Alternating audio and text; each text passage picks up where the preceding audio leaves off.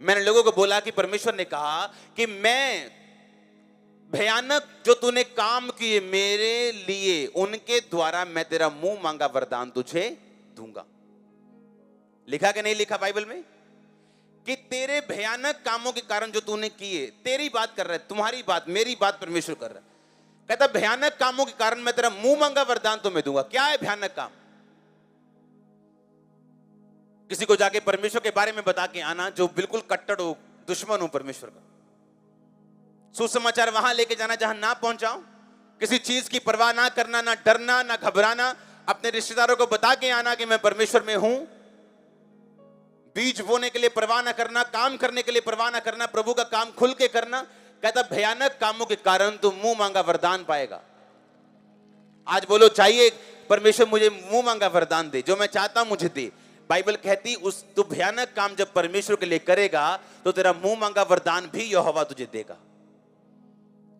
पर अगर वचन पढ़ा ही नहीं है और सिर्फ मांगते जा रहे हैं जिन्नी की तरह, जैसे जिन के पास आए कि विष मांग ली, ये विष मांग ली, लगता है चिराग से अभी जिन निकलेगा और अभी बोल देगा ये ले मेरे आका। हमारा परमेश्वर जिनी नहीं है। हाँ, वो कार्टून से बाहर निकलो, वो कार्टून वाली चीजों से बाहर निकल के थोड़ा असली में आगे काम करो ताकि परमेश्वर आपको फल दे। आमीन। कहता तेरे किए हुए भयानक कामों के द्वारा यहोवा तुझे मुंह मांगा वरदान देगा। तेरे किए भयानक कामों के द्वारा अपने चले चलाए काम को छोड़ के मिनिस्ट्री में आना, यह भयानक काम था और मुझे मुंह मांगे वरदान मिले। सब कुछ सेट करके छोड़ देना और फिर मिनिस्ट्री में आ जाना, यह भयानक काम था परमेश्वर के लिए। परवाह ना करना, पूरे काम की जैसे करना वैसे ही करना, किसी का डर ना रखना, यह भयानक काम था। कहता तू भयानक मेरे लिए काम करेगा, मैं मुंह मांगा वरदान तुझे दूंगा। तू अपनी जान खोएगा, मैं तुम्हें वापस करूंगा। तू अपने बचाएगा, मैं तुझे छीन लूंगा। तू मेरे लिए खोल देगा सब कुछ, मैं तुझे दे दूंगा। परमेश्वर ने जीना सिखाया आपको वचन के जरिए। आमीन। अगर उन दिनों में अपने रिश्तेदारों को चैलेंज ना करता कि मैं यहोवा को मानता हूं, यीशु मसीह को मानता हूं, अगर वो मुझे चैलेंज ना करते, एक दिन तू वापिस आएगा अपने धर्म में।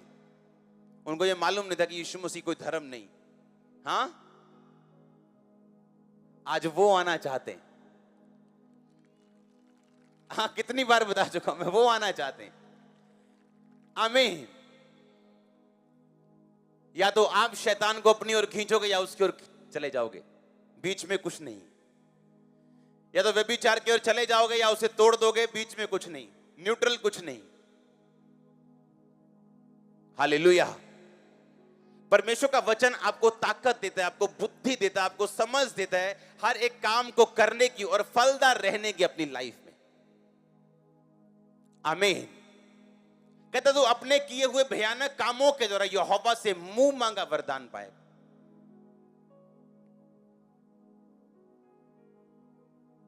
अपने पड़ोसी को बोलो भयानक काम कर, बड़े काम कर। अगर तू मुंह मांगा वरदान परमेश्वर से पाना चाहता है तो। आमीन। कहता अपने किए हुए भयानक कामों के कारण तू यहोवा से मुंह मांगा वरदान पाएगा। जो तू कहेगा यहोवा वो करेगा। हालेलुया। नीति वचन के द्वारा, कहता इनके द्वारा पढ़ने वाला बंदा बुद्धि प्राप्त करेगा, शिक्षा प्राप्त करेगा, काम करने की प्रवीणता प्राप्त करेगा। एक वचन मैंने आपको पढ़ाया था 14:8 में लिखा, चतुर का, वो चतुर जो होते हैं, चालाक जो होते हैं, जो बुद्धिमान होते हैं, वो अपनी चाल को जानते हैं। चतुर की बुद्धि अपनी चाल का जानना है, परंतु मूर्खों की मूढ़ता छल करना है। जो चालाक होते हैं, जो बुद्धिमान होते हैं, वो हर वक्त अपनी चाल को समझते हैं, लेकिन जो मूर्ख होते हैं वो दूसरों को समझते हैं। ओ कितना चलदा हाले प्रभु जी, दारू पीती हो ने।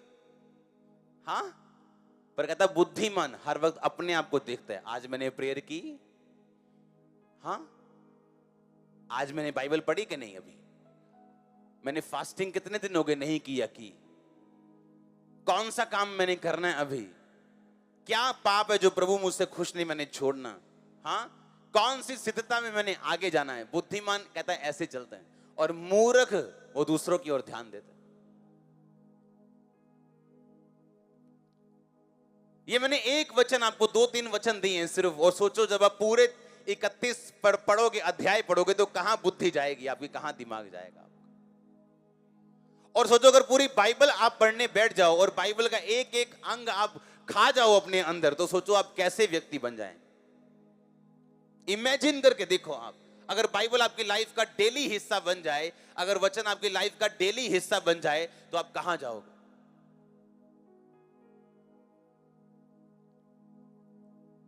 हालेलुया। कहता बैल जहां नहीं वहां गौशाला निर्मल रहती, पर कहता बैल के बल से अनाज की बढ़ती होती। कहते पंगा लेना ही नहीं है जी, कोई आराम से रहना है कंफर्ट में। तो कहता अनाज की बढ़ती तुम्हारी जिंदगी में पॉसिबल नहीं, क्योंकि जहां काम होगा वहां पंगा होगा, वहां डिस्कंफर्ट होगा, पर वो अनाज की बढ़ती के लिए होगा, आपकी ब्लेसिंग के लिए होगा। और सोचो एक वचन अगर नीति वचन से पढ़ के हमें एक लाइफ चेंजिंग डिसीजन लेने को मजबूर कर सकता है। सोचो अगर मैं बाइबल को रोज पढ़ना शुरू कर दूं और रोज इस पे चलना शुरू कर दूं और रोज इस तरह से पढ़ूं कि परमेश्वर आज वचन से तू मुझसे बात कर, और वचन के जरिए मैं जानना चाहता हूं तू क्या चाहता है, और वचन को समझ के जब चलना शुरू किया जाएगा, सोचो कैसी स्थिरता आपकी लाइफ में होगी। हालेलुया। जोर से बोलो हालेलुया।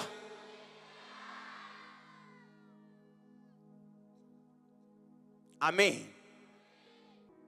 अपने हाथों को उठाओ फिर से, बोलो वचन मेरी जिंदगी का हिस्सा बने, मैं इसे रोज पढूं, रोज सुनूं, ताकि मैं स्थिर रह सकूं, फलदायक रह सकूं, किसी अच्छी चीज की मुझे कमी ना हो, मैं उसके वचनों से खोज सकूं, यहोवा के मन को जान सकूं, परमेश्वर के उद्धार को समझ सकूं। मांगो अपने हाथों को उठा के एक सेकंड के लिए।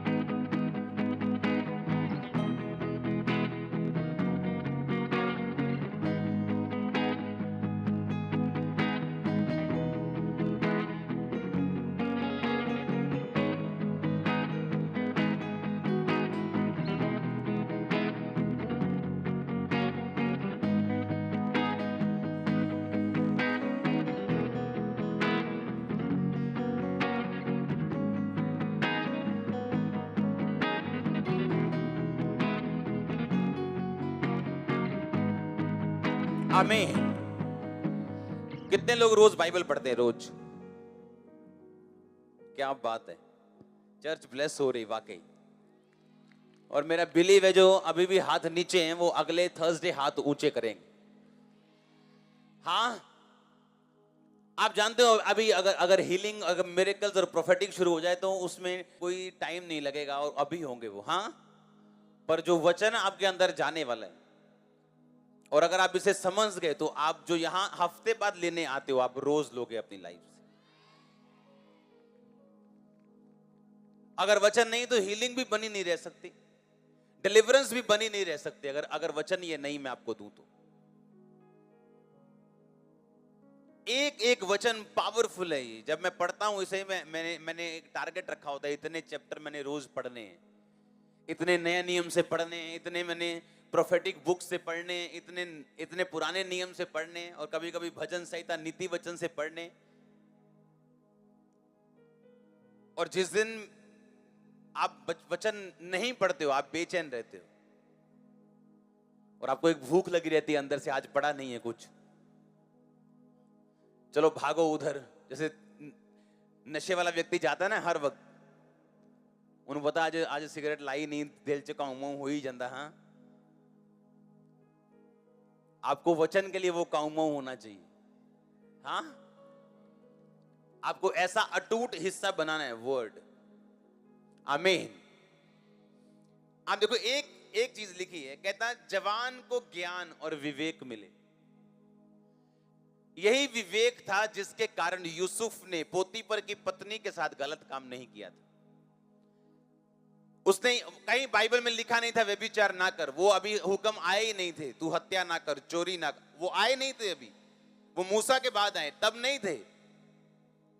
पर बाइबल कहती उसने कहा वो मेरा मालिक जिसने सब कुछ मेरे हाथ में कर दिया, जिसने मुझे ब्लेस किया, मेरा वो शारीरिक जो मालिक है, मेरा बॉस है, क्या मैं उसके साथ ये गद्दारी करूं और उसकी वाइफ के साथ गलत काम करूं? कहता मेरे विवेक ने मुझे ये करने की आज्ञा नहीं दी।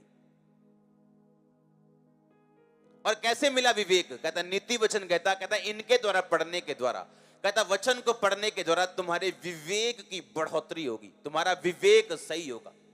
और जहां विवेक गड़बड़ हो जाए, लाइफ क्या, जनरेशंस गड़बड़ हो जाती है। हालेलुया।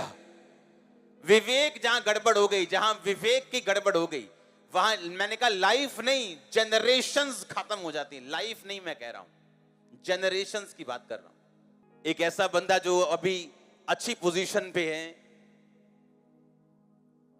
अपनी लाइफ के पुराने टाइम में जब वो जवान था, उसने एक व्यक्ति को मार के उसकी प्रॉपर्टी ले ली, क्योंकि वो अकेला था, उसको खत्म कर दिया।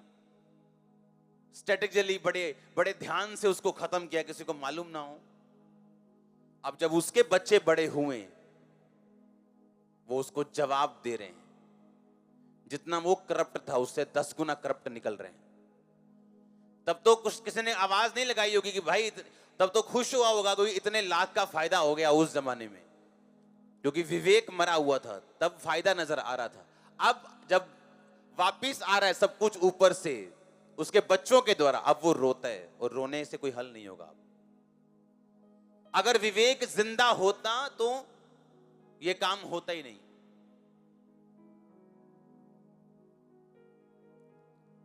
आज एक औरत दूसरी औरत का घर खराब कर रही है, उसके पति को अपना कर रही, कि लव हो गया, ये हो गया, वो हो गया। आपको क्या लगता है 10 साल बाद आपके साथ क्या होगा? क्या जो आपने बोया, क्या वो आपका पीछा नहीं छोड़ेगा? मैं उन लोगों से भी बोलता हूं जो कभी मिनिस्ट्री में रहे, मैंने कहा जब तुम जाना तो वो बो के जाना जो तुम खुद काटना नहीं चाहते हो। हाँ, वो मत बोना जो तुम काटना नहीं चाहते, वही बो के जाना जो तुम काटना चाहते हो, क्योंकि जो तुम बो के जाओगे तुम्हारा परमेश्वर तुम्हें वही वापस करने वाला। तो मुझे चिंता नहीं कोई क्या करे, मुझे इतना मालूम है जो तुम बो के जाओगे वो सेम तुम्हें काटने को मिलने वाला है। और इसीलिए धर्मी जन ज्यादा शांत भी रहते, उन्हें मालूम है कि उनका परमेश्वर जीवित परमेश्वर है, और जो सब चीजों को वापस करेगा, सूद समेत, ब्याज समेत। लिखा अगर तुम नीति वचन पढ़ो तो तुम विवेक पाओगे। विवेक ऐसी चीज है, कॉन्शियस ऐसी चीज है कि अगर कोई चीज बाइबल में नहीं भी लिखी, आपका विवेक बता देगा कि यह गलत है। लिखा है बाइबल में अफीम ना खाओ, लिखा कहीं अफीम ना खाओ, हाँ, तो खाते क्यों नहीं? आपका विवेक जानता है ये क्या है, गलत। अब्राहम को कहां लिखा था बाइबल में, तूने अपना 10वां हिस्सा बोना, उसका विवेक जानता था 10वां हिस्सा देना। उसके बाद मूसा ने कहा, उसके बाद प्रभु यीशु मसीह ने भी सेम कहा। यह किसी व्यवस्था से जुड़ा हुआ नहीं है टाइथ देना, यह व्यवस्था से पहले और व्यवस्था के बाद का भी। और लोग वेट करते हैं, मालूम, वेट करते हैं, इंतजार करते हैं कब परमेश्वर रास्ते खोले। और उनको पूछो क्या तुम पैसा बोने वाले हो प्रभु के कामों में? नहीं। कभी टाइथ बोया? नहीं। कभी बीज बोया? नहीं।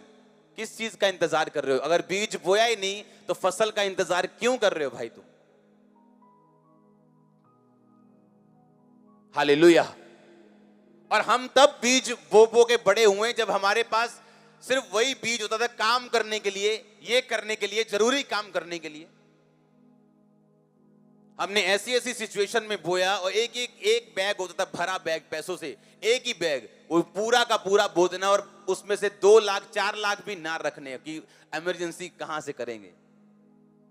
और जैसे ही हमने बोना 2 महीने बाद क्या पता लगना जी, अच्छा जी लोग ज्यादा हो रहे हैं, क्या किया, बाहर चर्च के बाहर ओवरफ्लो सेक्शन बन गए 4।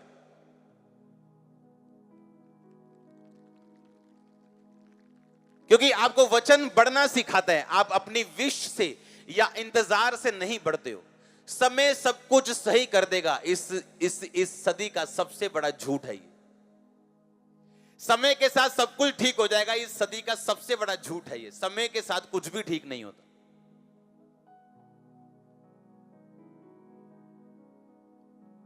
आपको फैसला करना पड़ता है, मैं अपने कंफर्ट जोन से बाहर आऊंगा, चाहे वो बोने में हो, चाहे वो प्रेयर में हो, चाहे प्रभु के साथ कमिटमेंट करने में हो, मैं ये करूंगा ताकि मैं अगले लेवल पे जा सकूं।